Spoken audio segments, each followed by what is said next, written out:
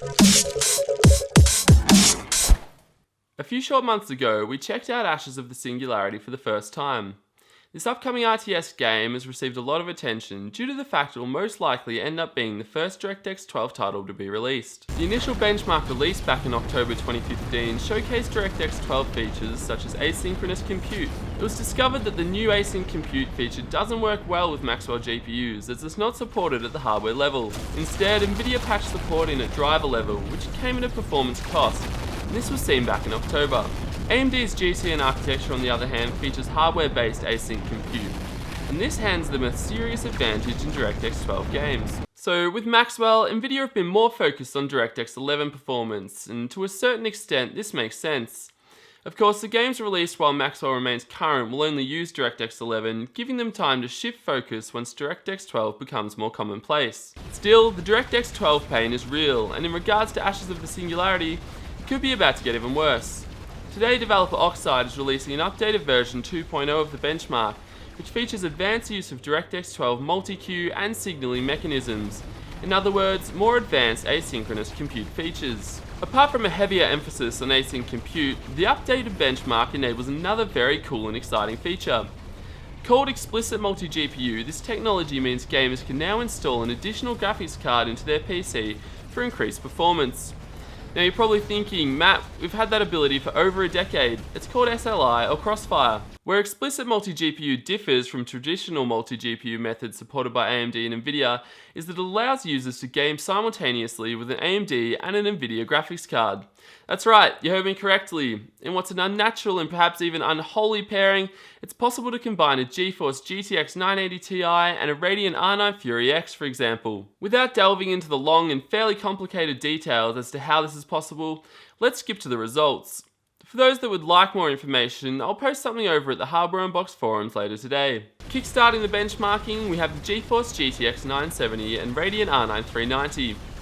Unfortunately for Nvidia users, the latest Ashes of the Singularity performance isn't looking great, as the 390 was 23% faster at 1080p and 19% faster at 1440p.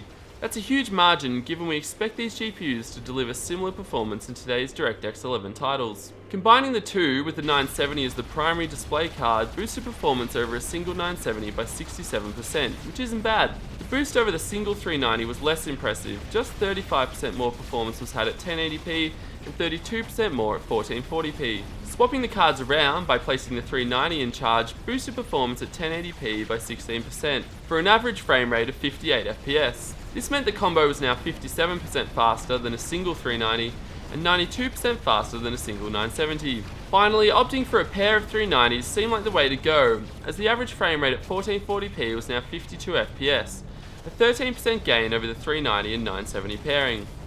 I should also point out that Crossfire was disabled for this test, so the graphics cards are being linked without any driver support. Very cool indeed. Although the GTX 980 is typically faster than the 390X, and often by a decent margin, this isn't the case in Ashes of the Singularity.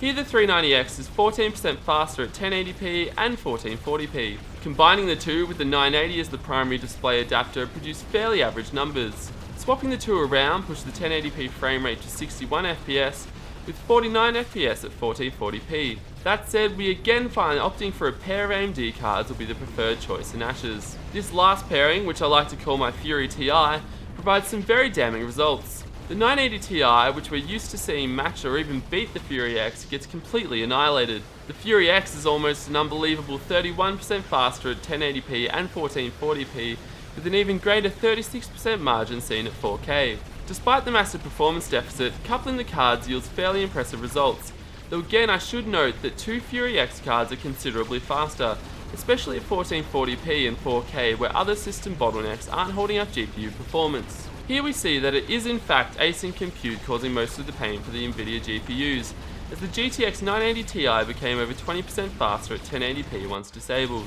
Even with Async Compute disabled, the Fury X still performed admirably, though once enabled it enjoyed a few extra frames per second. This here is why AMD is so desperate for a low-level API. Not only does it solve their driver overhead issues, but it removes the CPU bottleneck as well. AMD likes to point out that DirectX 12 allows developers to utilize all 8 cores of their high-end FX processors, and this is the sole reason why performance is so much better under DirectX 12. Truth be told, their processors are still inefficient, and while DirectX 12 does improve CPU utilization, it mostly removes traffic that was swamping the CPU and holding up GPU workloads. Finally, due to the fact that graphics card drivers are far less important under DirectX 12, AMD should enjoy another win in the form of Nvidia's GameWorks program becoming a lot less toxic than it has been for DirectX 11 games. This latest 2.0 version of the Ashes of the Singularity benchmark paints quite a different picture to their first version. The advanced implementation of Async Compute has crippled Nvidia's GPUs, and it'll be interesting to see if they can optimize their drivers further to improve performance. The ability to mix AMD and Nvidia GPUs has massive implications that extend well beyond this single DirectX 12 title. In fact, I should point out that it's also possible to use the Explicit multi-GPU feature with Intel's integrated graphics or an AMD APU.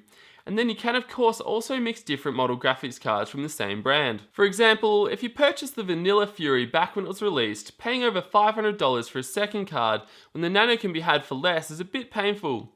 Having the ability to use a Fury and Nano together in DirectX 12 games is a pretty attractive option. Of course, this is just one example. I'm sure there are dozens of useful scenarios where Explicit multi-GPU proves invaluable.